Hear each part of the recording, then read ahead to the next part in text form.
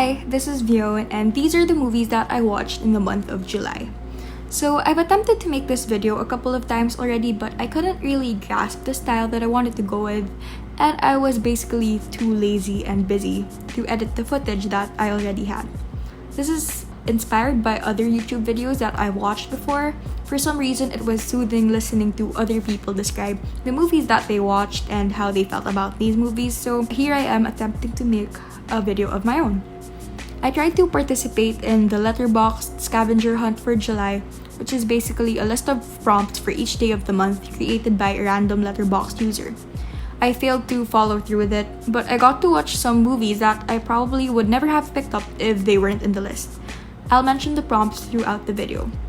And disclaimer that I am in no way claiming to be an expert on filmmaking, and these aren't really formal reviews of the movies that I've watched. I simply enjoy talking about my experience of watching these movies, and I'll throw in a couple of comments along the way. So let's get started. The first movie that I watched is Set It Up, directed by Claire Scanlon. It's about two assistants who come up with a plan to get their bosses off their backs by setting them up with one another. This is actually my second time rewatching it in a month, and my sister was very much concerned. But I have a valid excuse. I just read a book, The Hating Game by Sally Thorne, that reminded me so much of the premise of this movie.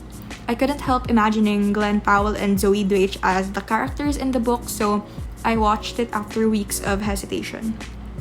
This time around, I realized how much of a comfort movie it is for me. I was feeling significantly down during this week, and I desperately needed a pick-me-up. It was the first thing that caught my attention for an hour and 45 minutes straight in a while, and this is one of the best rom-coms released in the past 5 years for me. Maybe it has something to do with the fact that it was directed, written, and edited by women, maybe not. But it's just very reminiscent of the golden age of rom-coms, or the 1990s to the early 2000s. Though the plot fell a bit flat during Act 3, it was still fun seeing a fresh take on overused rom-com tropes. So the second movie that I watched is Back to the Future Part 2. The prompt for this was to watch a movie starring a famous Canadian, which is Michael J. Fox. I'd always been interested in the Back to the Future series ever since, but I only got around to watching the first movie last month. I thought it would be perfect to fit in the second movie of the series into the prompt. So what I liked about this is that it did a good job at making the audience feel smart. Aside from the technicalities of time travel, making the audience connect the dots before the film revealed the twists because of the context from the first movie made the experience all the more exciting. Despite that, I think it relied on the first movie too much for details and almost felt like pure exposition for the third movie to relay a story of its own. Don't get me wrong, I get that this is a series and the plots are supposed to be part of a larger story. But I just prefer when movies in series like these are just as enjoyable and understandable as standalones. The ending felt lacking to me, but I don't know if I just wasn't paying enough attention. But still, Doc made me realize how science and technology exist not just for self-interest and personal gain, but for the good of all. So next is Knives Out. The prompt for this was to watch a movie with an annoying sibling. I wasn't sure if it meant to watch a movie with an annoying sibling as the main character or with an annoying sibling as your companion. So I just watched this with my sister, and I guess you could consider the siblings in Knives Out to be annoying, so either works. This is a rewatch, so I didn't really pay as much attention to the details anymore. But from my first watch, I just expected it to rely on name recognition because I didn't really expect much from whodunit movies before this. But I was very wrong. It was entertaining seeing these stars with very long filmographies and with their own personal styles interact with one another on screen. Everything felt so whimsical and the world of the film was so engrossing. It literally felt like I was stepping into a Clue game. The tone was just a bit lost in some scenes, but overall, the set design and score made me feel like I was being transported into an entirely different universe. Yes, you heard this right. This is my first time watching Up. The prompt for this was to watch a Pixar movie. Well, technically, I've attempted to watch this a few times, but I never got around to finishing it. But okay, don't hate me. but I don't think this is as good as the other classic Pixar movies. I mean, of course, I cried. I'm a human being, and I don't think you can not cry over the iconic Carl and Ellie montage. But I was just a bit confused as to the supporting characters and the antagonist. It felt a bit too random for me, like why a talking dog and a flamingo? Was that a flamingo? I'm not sure, but I wasn't really sure what they were trying to represent. I was also a bit disappointed with some of the emotional beats, or the lack thereof, that this movie took. The climax felt very disconnected from the deeper themes that the story was trying to go for, and it all felt very external rather than internal and emotional. But as mentioned, I still cried mostly because Russell reminded me so much of my favorite cousin. To me, Russell is one of the most well-written children in animation, and I don't think I've ever felt my heart physically melt until I watched him open up to Carl. On Vodka, Beers, and Regrets. The prompt for this was to watch a film about a struggle with mental illness or addiction. I actually didn't intentionally put this on my watch list. First, because I didn't know what it was about, which I probably should have gotten from the title, but anyway. A few new Filipino movies also dropped on Netflix recently, so I decided to check some of them out. I've only seen one Bella Padilla and JC Santos project before this, which is The Day After Valentine's, and I was very much disappointed, so I just became avoidant of their other projects. But I was pleasantly surprised at the themes that this movie tackled because it was marketed to be more of a romance in the trailer. It definitely shed more light on the main character's journey to healing rather than their romance. It also taught me that healing is not a linear process and does not subscribe to the 3-act structure of movies. But because of this, the plot was a bit difficult to follow, and I had a hard time empathizing with the main character because everything went by so quickly. It would have been better if it were 10 to 30 minutes longer to highlight some specific important parts of her journey, and sometimes it felt like a very long music video because of its excessive and at times unnecessary use of music. I finally got to watch the Florida Project after years of it being in my flash drive and me ignoring it. The prompt for this was to watch a film with a poster you like that you have not yet seen. I mean, have you seen the poster for this? The colors, the imagery, and the font are so beautiful. I'm honestly not sure how to talk about this movie, so I'm just gonna read to you an excerpt from my Letterboxd review. Florida is not as pretty as this film suggests, but being that this is from a child's perspective, it looked nothing short of a playground. Everything burst with color and life, from the stores that sold ice cream and oranges to the billboards that promoted guns. The camera was also intentionally positioned at low angles to mimic the point of view of a child, which emphasized how spacious and endless the world seems to be for them. These children are exposed to so many harsh realities that we as the audience realize are inappropriate and sometimes borderline wrong. But they look past it and see the good in things, in people, and in situations. Everything is fun to them, not in a deliberately ignorant way, but in a genuinely innocent and childlike way. See, I can actually be slightly insightful and articulate at times. Anyway, so next is Aswang. The prompt was to watch a film with fewer than 3,000 watches on Letterboxd. Recently, there has been an influx of content being uploaded online for free for a limited amount of time to serve as fundraisers.